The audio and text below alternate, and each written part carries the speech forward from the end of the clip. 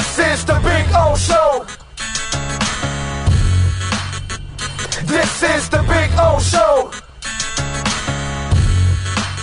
All right, we are back, and there he is, the man, the myth, the legend. That is Alain Poupart and our EJDconstruction.com Miami Dolphins report. How you feeling, bro? You feeling good? I'm doing good. How about yourself? Very good. Very good. So I want to see if I'm bringing I finally got Marcel to crack a little bit. So I'm going to see if I can get you to crack a little bit on this one, because most of you, all of you, have kind of fought me a little bit on this. Okay. But the proof is coming out more and more and more, right? With Maria Taylor, he said, I'm keeping receipts. And then yesterday, the Moser was asking him about where he's improved. And he took a shot at everybody and said the deep ball. And I keep telling you all, he listens. He listens. Of course he listens. He's not, but everybody thought he was like, oh, just go play his ukulele, go home, family, this, that. Bullshit. He plays like this. He plays like a maniac because he listens to all the negativity that is out there, bro. It motivates him. He does the same thing that Michael Jordan did. That Michael Jordan just, sucked up every negativity in the world. Jimmy Butler does that too, by the way. So he's one of those dudes where people thought he might not be. He's one of those dudes. Well, a couple of points here. Number one, the percentage of players who literally don't pay attention to what's said about them in the media, 5%, maybe less. It's completely so to believe that because somebody says I'm not on Twitter, so I don't know what's being said about me. If you believe that, I got land to sell in the Everglades. I mean, come on, let's get serious. But he's been labeled like he's one of those 5%, and it's a lie. Because he said it, and some people wanted to believe it, which was complete bullshit from the start. Second of all, this notion that he couldn't throw a deep pass to begin with was completely ridiculous. I'm not sure exactly why he's flexing now that he has Tyreek Hill, who gives him the opportunity to just chuck it more often because he's always open by 5 yards down the field. And if we're going to be very honest about it, on a lot of those throws, Tyreek has to make an adjustment, come back for the ball, and make the throw. So to me, if Tua is going to flex, I flex more about his third down passing where he's completely kicking ass. Yeah. His overall game, the passer rating, which is off the charts, is outstanding, a lot more so than with the deep balls, where the deep balls are way more of a product of Tyreek getting open deep than they are of great passes. Now, and here's the funny part. But he hits other guys for deep balls too, because he hit Waddle in the last game. I was about to make that point. What I would say is, and this is an issue, I guess he's not used to Tyreek's speed just yet. Right. Practically invariably, when Tyreek goes deep, he underthrows him, and he's been bailed out by Tyreek making the play. Although one of them this week, hold on, can I finish my point? This week was can I finish my point? Big O, let me finish my point. When he's thrown deep to Waddle, it practically every time it's in stride. So clearly, there's an issue in calibrating exactly how far he needs to go with Tyreek Hill, which is understandable because the guy, no matter how fast you think the guy is, he's faster. Yeah. But one of those this past week that people say, oh, no, he had to come. No, actually, he threw it in a 40-yard pocket because there was a safety coming that if he had actually threw it deeper, the safety would have had a play on it. And he actually dropped it in a 40-yard pocket. I don't know if you know the play that I'm talking about. I know what play you're talking about. Or he could have thrown it to the outside where Hill was, where the second defender wouldn't have been a factor. But deeper would have been a problem, actually, on that one pass. But you're right in general. The placement. But, Oh, I'm sorry. Did you say I'm right? Yeah, in general, about the deep ball, you're right about that. I'm not going to argue with that. Can I record this? You're saying I'm right? Everything is recorded, my friend. Okay, cool. Everything. Okay. I'm going to record it and then play it every time I make That's why they can all go back and see that last year and the year before, I said he'd be a Pro Bowl quarterback if you put the right people around him. They can go back and check it out. They can go back and check out that I kept saying the Dolphins will have one of the best front offices in the NFL. They can go back and check that out, bro. Well, they're certainly not afraid to make bold moves, that's for sure. And they're not afraid to spend money, that's for sure. Well, hey, bro, listen. When was the last GM you covered that hit on 7 of his last 9 first-rounders? You know what I mean? That's what I tell. That's what I tell Dolphin fans. You can be confident now. Okay, you got a front office that found their 7 culture. of the last 9 first rounders. Yes, sir. Ready? Tua, Tyreek, Chubb, Phillips, Oh, you're Wilkins. counting trades. Okay. Yeah, Wilkins, Minka, and Waddle, and he missed on Iggy and Austin. The last 9 since 2018. He has 10, but the idiot owner took one away. But he's had 9 first-round picks since 2018. 7 of them have gone to Tua, Tyreek, Chubb, Phillips, Wilkins, Minka, Waddle, and he replaced Minka with a second-round pick. That's a first-round talent, but he's missed on Austin and Iggy. Okay, that's it. So when was the last time you had a front office that hit on 7 of their 9 first rounders? They found the quarterback. It looks like they found the coach that understands offense in the NFL pretty damn good in today's world. And if Tua's talking about, hey, man, we feel good about our team, we can be a contender. I tell Dolphins fans today they should also feel confident. This isn't the hollowness that you've had with Ricky Williams or the Ronnie Brown or the Jay Ajayi year or the Lamar Smith year or something that you had, a decent offense led by a running game, but there wasn't really the substance you needed. Now you got something to play with here, Dolphin fans. I think you got a front office, you got a coach, and maybe you got a team that can actually make some noise. Should they be confident or not? No, obviously, I don't think I don't think I'm quite ready to stamp them as much as you are, because to me, there's still a couple of hurdles that need to be cleared with the quarterback before I fully Dude, you don't believe in him still? You don't think he's at this point? I am, but we're also still in early November. Let's talk again. There's no need to rush for judgment. Let's talk at the end of the season. Let's talk in mid-December. Let's see how he plays at Buffalo. Let's see how he plays at New England. I'm not worried about that. Let's see how he plays. I'm more worried about the left guard. I'm more worried about the secondary. I'm more worried about some other things. I kind of feel good about the quarterback. Okay. That's just me. No, and again, based on what he's done so far this season, you have every right to be. To me, it's like, okay, there's no need to rush to judgment. They don't have to make a call on him, dude. With this contract situation, they have him under contract for next year. They have the 5th-year option for 2024. They're in no rush to make a long-term decision. So let it play out and see how it is. Right now, everything is gravy. But again, he has yet in his career to show that he can, put together a really strong game in a cold weather situation or in a playoff, because they haven't been to the playoffs yet. So Right. okay. Well, they haven't been in any of those situations while he's been here. It's this year that they finally became an offense that he can actually fall behind 21 points or beat the Buffalo Bills, which, by the way, it wasn't so. See, now the new one is, well, let's see what he does at Buffalo now, because before it was, let's see if he can actually beat Buffalo. Well, he beat Buffalo. And now the team beat Buffalo. Again, it's not just about Tua. The team beat Buffalo. And it's fine. Not the same thing. It's not the same thing as winning at Buffalo, because there the elements are a factor. It's not the issue of beating the dude. I told you before the season they beat the Bills. So the issue to winning at Buffalo is going to be a hell of a lot different situation, because who knows what the weather is going to be on December 17th? Because to me, it's almost a slam dunk. That game is going to wind up being flexed to that Saturday night. Yeah. They probably, if they're pretty smart about that. That's going to be a highly viewed game. So I'm with you there. All right, what is your grade on the trade and the contract? Let's go with both. Okay, I'm going to start with the contract, which is awfully pricey for me for a guy. And again, it's 2 out of 5 years. He had 2 significant injuries, ACL and then ankle surgery. And then whatever. Well, this is the 3rd year, and he has 5.5 sacks. So he's on his way to having maybe possibly 3 out of 5 good years. Oh, no, correct. Okay.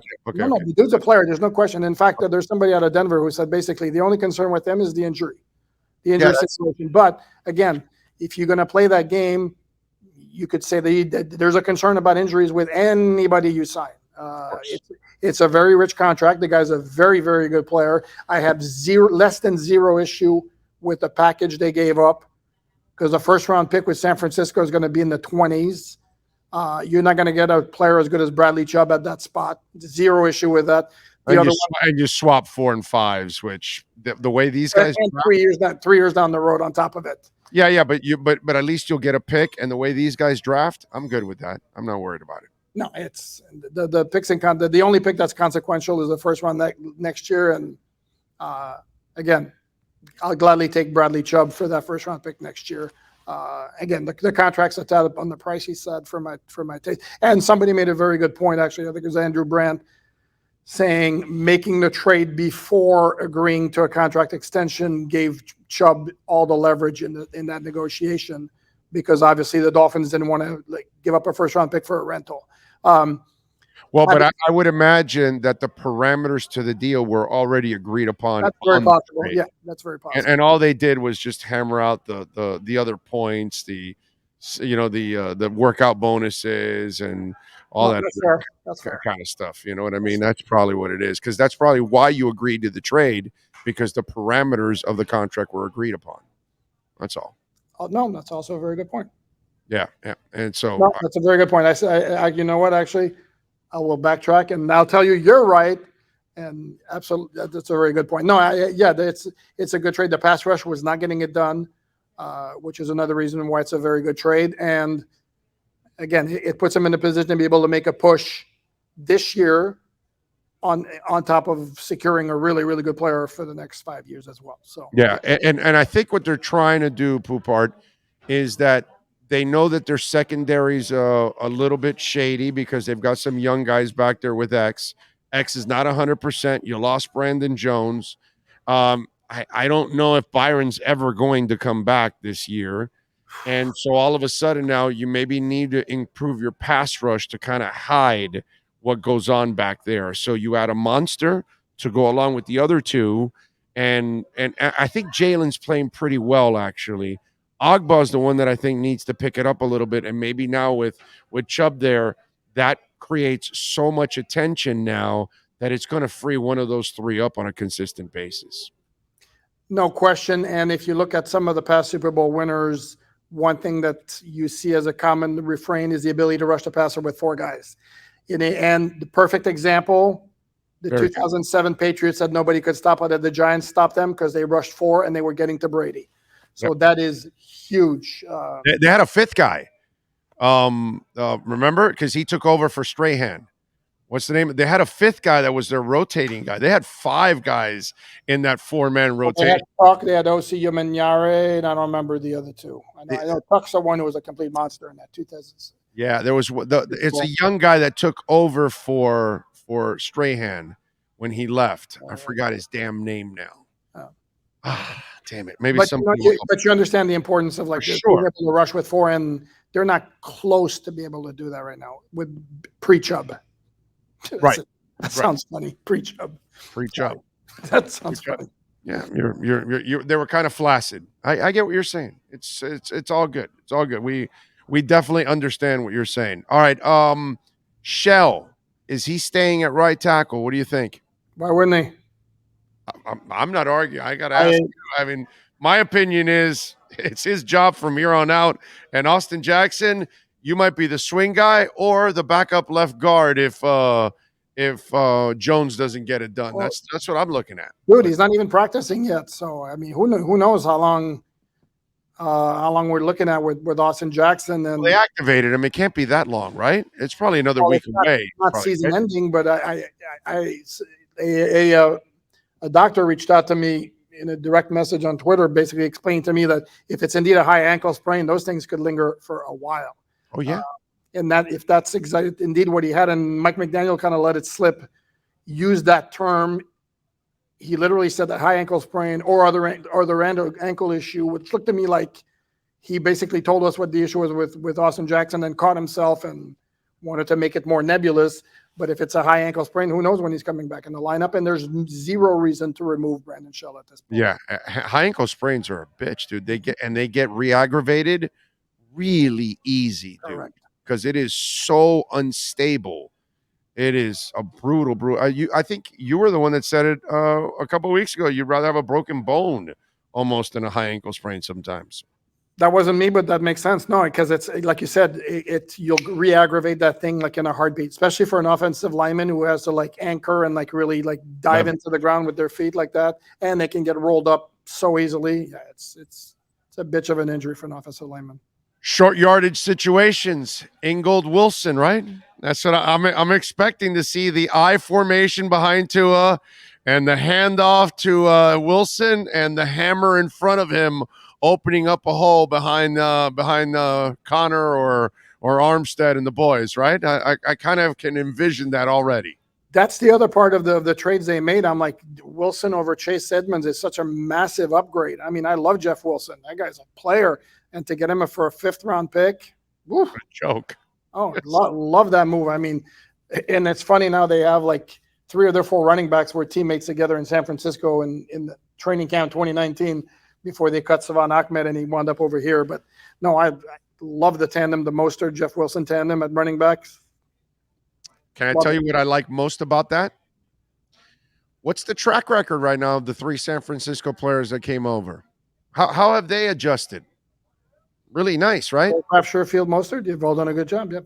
Is that it? Only those 3? They don't have any other Frisco players? I think so. Maybe I'm missing one. I'm sorry if I am, but at least. But those 3 have done really well. Yeah. My God, dude. So obviously you have to give the head coach a ton of credit.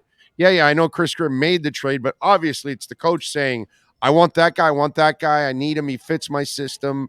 And then obviously, boom, you bring him over. So that's the one thing I also like about it that I think I told Dolphin fans yesterday, that you have to understand that they have had a really nice track record of, okay, no, I bring this guy over, he will translate into my system. And to me, that's huge because he's playing this week, and I'm sure he'll have a package this week, and I'm sure he'll be part of the short yardage package. So that's the other thing that makes me feel good about it. While we have our, we could say Chubb's a great move and it's got to work out and all that.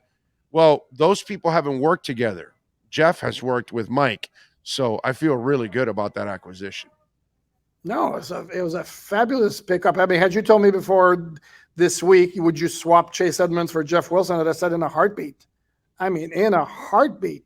No, I think it's like somebody asked, like, if Jeff Wilson going to play this week after arriving Wednesday? I mean, of course he is. It's like for him, it's like he mentioned that there's some language that's a little bit different, but it's the same offense. So there's no reason that he not only should play, but he should play a significant amount. Hit the ground running, so to speak. I just think what I'm really happy for the offense is Mostert has not had a complimentary back, and there's something about Ahmed and Gaskin that still doesn't convince these guys, obviously, no matter whatever we think of Gaskin or Ahmed. And by the way, you nailed it that it would be Ahmed over Gaskin. Good call by you. But outside of that, they haven't been sold by either guy. So clearly this is why this move was made, because Mostert, you can't give him more than 15, 16 carries a game. You've got to get that complimentary back. Perfect guy. No, correct. And McDaniel's looking back at kind of like the system he had in San Francisco where he had multiple backs. And it's funny because we didn't really necessarily think about it at the time, but the Christian McCaffrey trade at the time where it was double trouble for the Dolphins now because they had to stop McCaffrey when they play at San Francisco.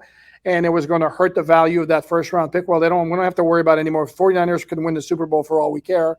Dolphins don't have that pick anymore.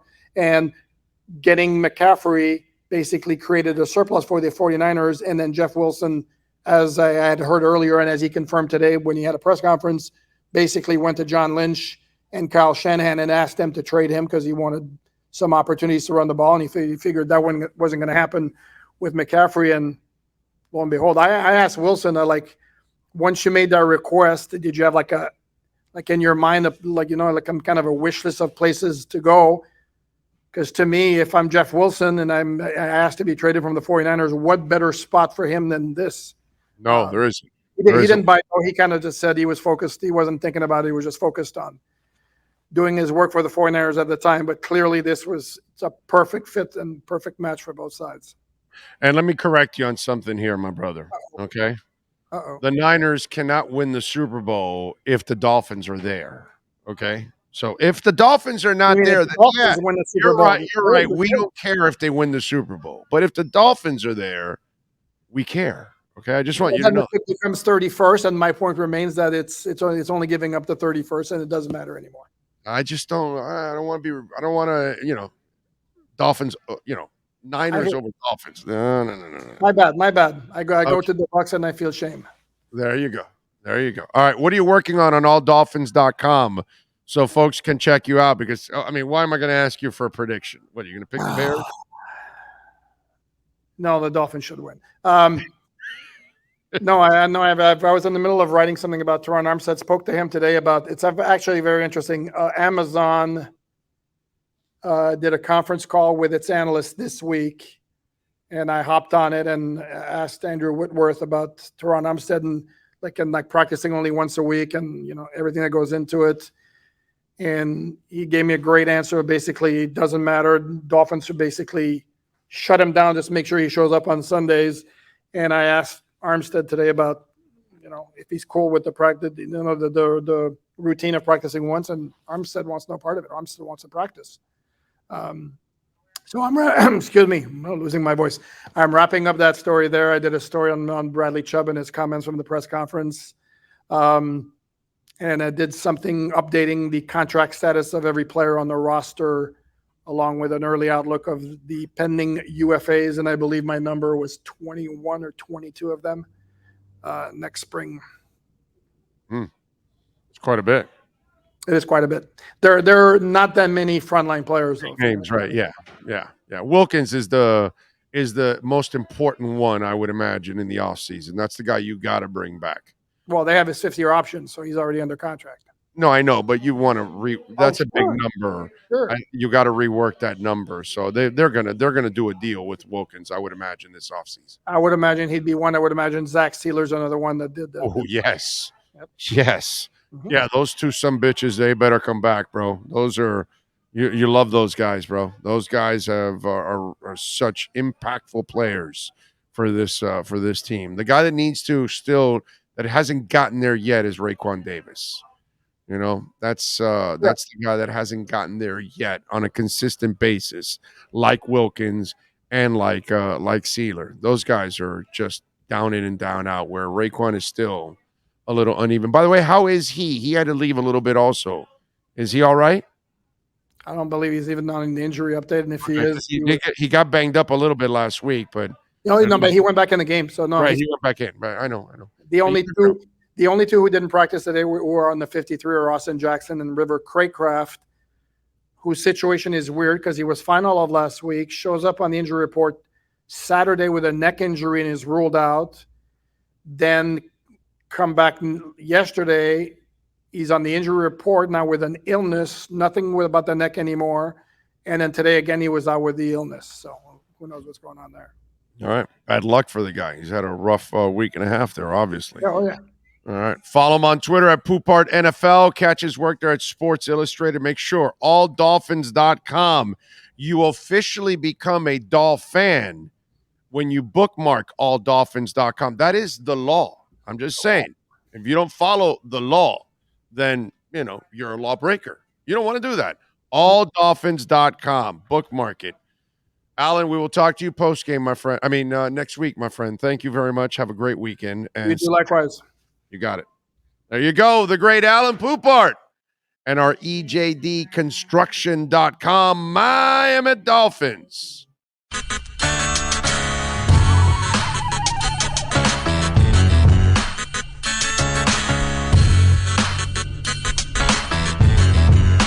This is the Big O Show. This is the Big O Show.